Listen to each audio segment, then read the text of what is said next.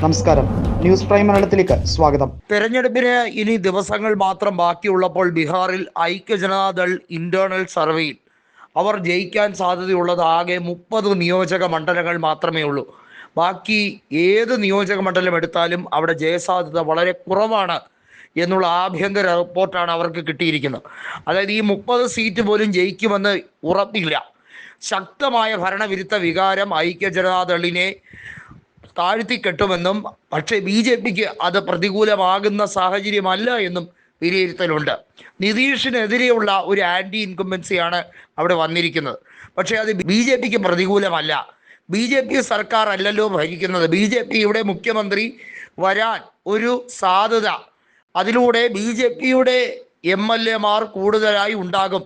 ഒരു പക്ഷേ 70, 80 അതിന് മുകളിലേക്കോ പോകാനുള്ള സാധ്യതയുണ്ട്. ഏറ്റവും കൂടുതൽ സ്ട്രൈക്ക് റേറ്റിലേക്ക് മാറാൻ പോകുന്നത് BJP ആണ് എന്ന ഒരു രഹസ്യ റിപ്പോർട്ടും ഐക്യജനതാദളിന് ലഭിച്ചിട്ടുണ്ട്. അതനുസരിച്ച് നോക്കുമ്പോൾ ഐക്യജനതാദൾ കീഴ്മേൽ മറിയും, ഈ പാർട്ടി പിളരും എന്നുള്ളത് ഏറെക്കുറെ ഉറപ്പായി കഴിഞ്ഞിരിക്കുന്ന സാഹചര്യമാണ്.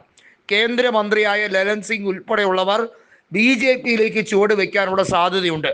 നമുക്കറിയാം, കൂറുമാറ്റ നിരോധന നിയമം വരുമ്പോൾ പകുതിയിൽ കൂടുതൽ MLA MP സംസ്ഥാന നിയമസഭയിലോ അല്ലെങ്കിൽ ലോക്സഭയിലോ ഒക്കെ കൂറുമാറിയാൽ ഇതുമായി ബന്ധപ്പെട്ട നിയമസാധ്യതകൾ സാധാരണഗതിയിൽ തേടാറുണ്ട്. ഐക്യജനതാദളിനെ സംബന്ധിച്ചിടത്തോളം 12 MP ലോക്സഭയിൽ അവരുടെ പ്രതിനിധികളായി ഉള്ളത്. അതിൽ 6 അതിൽ കൂടുതലോ MP BJPയിലേക്ക് മാറിയാൽ അവർക്ക് ഉപതെരഞ്ഞെടുപ്പിനെ നേരിടേണ്ടി വരില്ല. അങ്ങനെ വരുമ്പോൾ പാർട്ടി പിളർപ്പിലേക്ക് പോകും. ഐക്യജനതാദൾ 2ആയി പിളരും എന്നുള്ളത് ഏറെക്കുറെ ഉറപ്പിച്ചിരിക്കുകയാണ്. BJPയും അതുതന്നെയാണ് ലക്ഷ്യമാക്കുന്നത്. ഐക്യജനതാദളിനെ പിളർക്കുക, അതിൽ ഔദ്യോഗിക പക്ഷത്തെ BJPയിലേക്ക് ലയിപ്പിക്കുക, നിതീഷിനെ കോമാളിയാക്കുക, നിതീഷ് കുമാറിനെ വെണ്ണീറാക്കാനുള്ള എല്ലാ നാറിയ കളികളും BJP കളിക്കുന്നു എന്നുള്ളതാണ്. പക്ഷേ ഇത് നിതീഷ് ഇരന്ന് വാങ്ങിച്ചതാണ്. നിതീഷ് ഇത് ചോദിച്ച് വാങ്ങിച്ചതാണ് എന്നുള്ളത് BJPയുടെ നേതാക്കളായിട്ടുള്ള രവിശങ്കർ പ്രസാദും ഗിരിരാജ് സിംഗും രാജീവ് പ്രതാപ് റൂഡിയും ഒക്കെ ആവർത്തിച്ച് പറയുന്നു. പത്രസമ്മേളനങ്ങളിൽ അവരെല്ലാം പറയുന്നത് ഇത്തവണ JDUവിൻ്റെ മുഖ്യമന്ത്രി ആയിരിക്കില്ല, ഇത്തവണ BJPയുടെ മുഖ്യമന്ത്രിയാണ്, അത് 100 തരമാണ് എന്ന് പറയുകയാണ്. പിന്നെ RJD നേതാക്കൾ എന്താ മാങ്ങ പറിക്കാനാണോ പോയത് എന്ന ചോദ്യവുമുണ്ട്. കാരണം RJDക്ക് വലിയ സാധ്യതയാണ് അവിടെ കൽപ്പിക്കപ്പെടുന്നത്. അതും JDU മനസ്സിലാക്കുന്നുണ്ട്.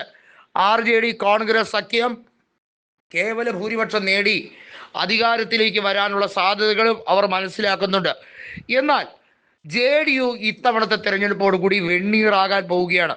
ഇനി ഒരിക്കലും സംസ്ഥാന രാഷ്ട്രീയത്തിൽ തിരിച്ചു വരാൻ കഴിയാത്ത രീതിയിൽ നശിച്ച നാരായക്കല്ല് തോണ്ടാൻ പോവുകയാണ് എന്ന് വ്യക്തമാവുകയാണ്.